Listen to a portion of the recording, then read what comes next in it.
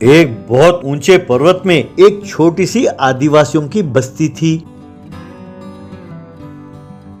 उस बस्ती के कुछ आदिवासी पर्वत पर खेती करते थे और कुछ आदिवासी वहां पहाड़ों पर जड़ी बूटियां इकट्ठा करते थे। उस पर्वत के शिखर पर बड़े बड़े मधुमक्खी के छत्ते थे। उनमें से शहद निकालना जान जोखिम में डालने वाली बात थी।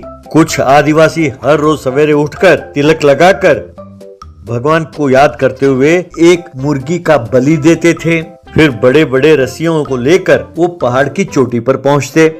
उसके बाद हरे घास को काटकर वो डंडों के साथ बांधते थे।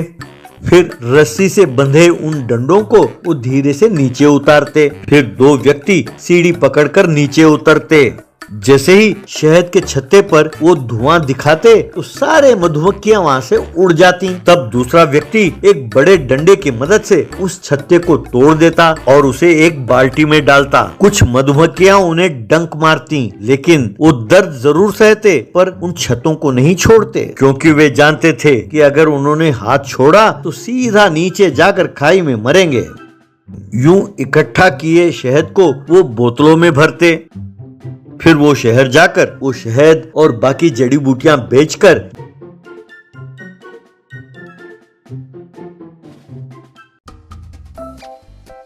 जो पैसे मिलते उनसे घर की जरूरत के लिए सामान खरीदकर वो अपने गांव लौटते। एक दिन एक युवक पहाड़ की चोटी पर चढ़ने लगा। जब वो उस बस्ती में पहुंचा तो शाम ढल चुकी थी।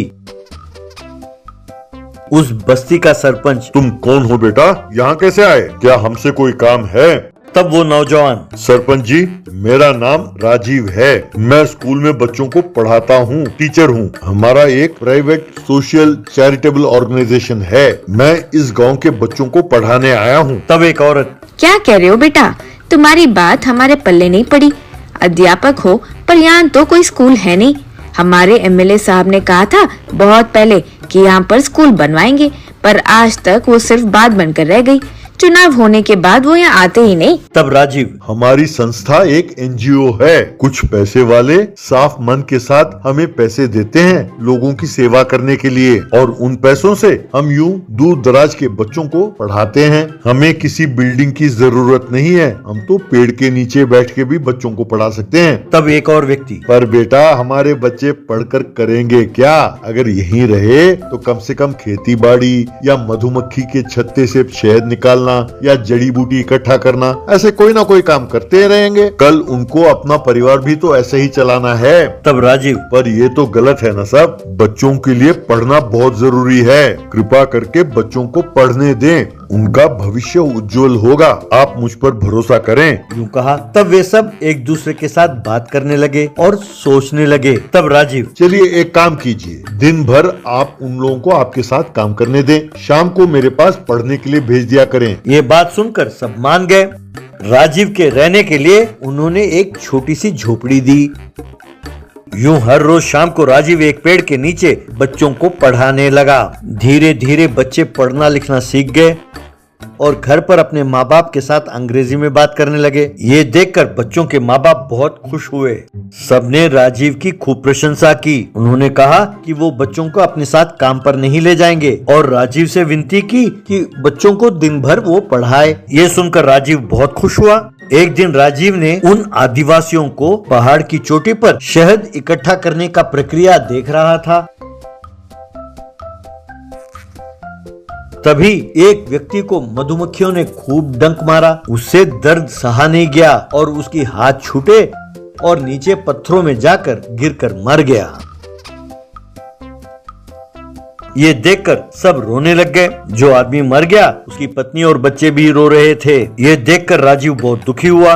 उसे लगा कि पेट भरने के लिए यूं जान को जोखिम में डालना गलत बात है। तभी राजीव को एक उपाय सूझा। वो शहर गया और एक ड्रोन को खरीद कर ले आया। फिर वो उस ड्रोन को एक मैकेनिक के पास ले गया और उस उपकरण में जो जो परिवर्तन चाहिए थे वो मैकेनिक को समझाया और उसे करके देने को कहा।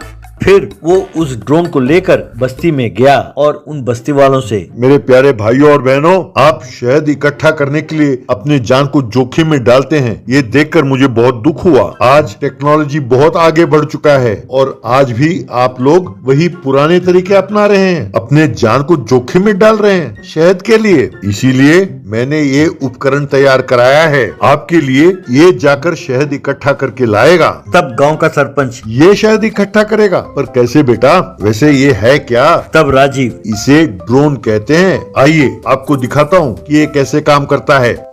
यूं सब पहाड़ की चोटी के पास आए।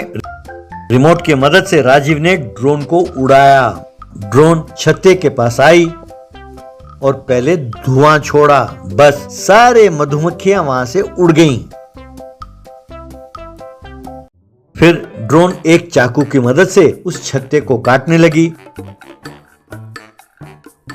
और ड्रोन के दूसरे बाजू में जो बाल्टी थी उसमें छत्ते जमा होने लगे। इस तरह ड्रोन शहद को इकट्ठा करके नीचे उतरी। ये देखकर सारे आदिवासी ताली बजाने लगे। राजीव, ऐसे और ड्रोन आप सब खरीद सकें और बैंक इसके लिए आपको ऋण दे, इसका प्रबंध मैं करूंगा और आपको ये भी सिखाऊंगा कि इसका इस्तेमाल कैसे करते हैं। अब से कोई अपना जान जोखिम में नहीं डालेगा। यूं कुछ दिनों बाद सब आदिवासियों को टेक्नोलॉजी के प्रयोग करते हुए शहद जमा करते हुए देखकर राजेश बहुत खुश हुआ।